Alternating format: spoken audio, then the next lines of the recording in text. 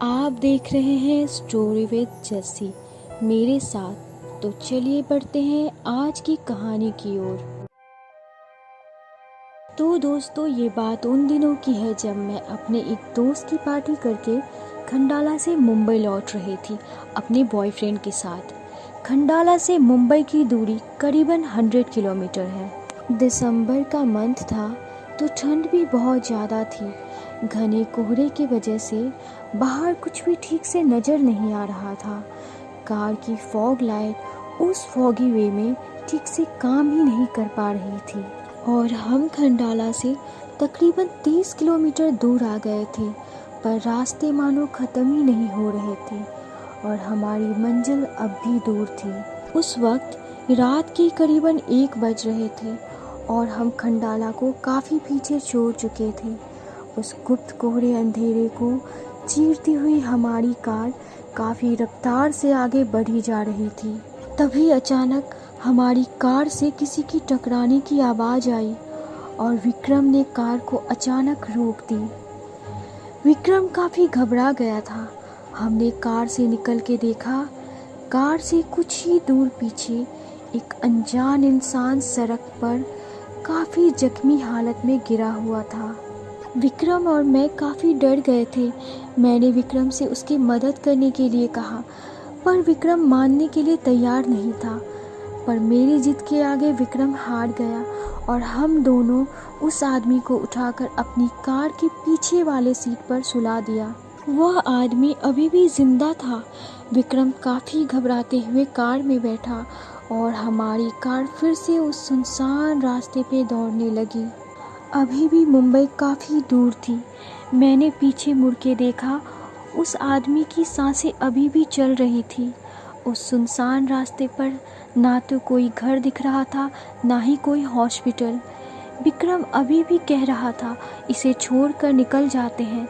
तभी मैंने फिर से पीछे देखा तो उस आदमी की सांसें बंद हो गई थी।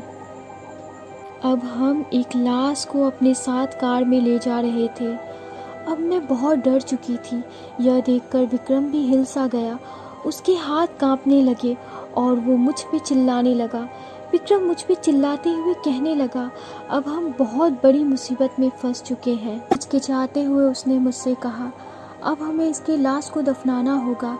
इस बार मेरे पास कहने को कुछ था ही नहीं। कहीं ना कहीं इस हादसे से मैं भी बहुत डर गई थी, इसीलिए मैंने उसकी बात मान ली और हमने गाड़ी रास्ते के किनारे जंगल के पास रोक दी और लाश को दफनाने का फैसला लिया। विक्रम उस लाश को कार से निकाल के जंगल की ओर घसीटते हुए लेकर गया और मुझसे कहा, तुम यहीं कार के पास मेरा इंतज़ार करना। और मैं वहीं कार के पास सहमी हुई विक्रम का इंतज़ार करने लगी। अब तक रात के करीबन 2:30 बज रहे थे। तभी मुझे जंगलों के बीच से विक्रम की चिल्लाने की आवाज़ आई। मैं काफ़ी घबरा गई थी और मैं भी जल्दी से घबराई हुई जंगल की तरफ चल दी, पर मैंने देखा तो विक्रम दूर दूर तक कहीं नज़र नहीं आ रहा था। मैंने डरे हुए उसे काफ़ी आवाज़ लगाया,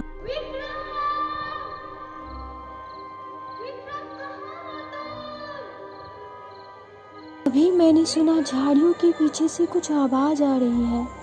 मैंने देखा विक्रम को किसी ने जोर से घसीटते हुए दलदल में पूरा निगल लिया। विक्रम के हाथों में घड़ी मुझे अब भी नजर आ रहे थे, जो कि यह चीख चीख कर कह रही थी कि वो विक्रम था। और मैं वहां से घबराते हुए गिरते हुए कार की तरफ भागी और अपनी कार को तेजी से भगाने लगी।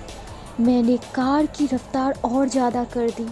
काफ़ी सवाल मेरे जहन में दौड़ रहे थे। शायद वो लाश विक्रम की मौत बनकर उसको अपने साथ लेकर चली गई। ना जाने विक्रम के साथ क्या हुआ। सवालों का यह सिलसिला मानो खत्म ही नहीं हो रही थी। इस हादसे के बाद मैं काफ़ी टूट गई और मैंने मुंबई हमेशा के लिए छोड़ दी। ऐसे ही और भी दिलचस्प कहानियों के लिए मेरे चैनल को लाइक एंड सब्सक्राइब ज़रूर करें।